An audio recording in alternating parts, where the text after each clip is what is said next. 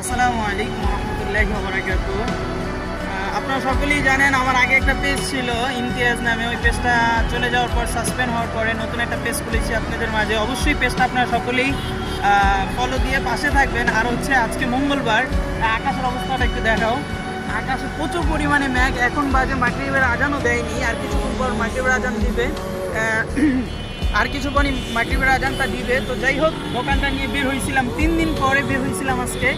তো আজকেও হতাশ বললে হবে না, আল্লাহ তাআলা নারাজ হবেন। কারণ আমরা ব্যবসায়ী সবসময় মহান রব্বুল আলামিনের প্রতি আমাদের বিশ্বাস এবং ভরসা আছেন। আল্লাহ তাআলা উত্তম পরিকল্পনাকারী।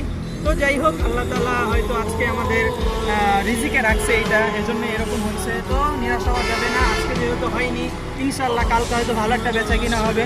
তো যাই হোক, আমাদের ব্যবসার জন্য সকলেই দোয়া করবেন, আর আমাদের জন্য দোয়া করবেন, আমরা যেন সবসময় ভালো জিনিস কাস্টমারকে উপহার দিতে পারি।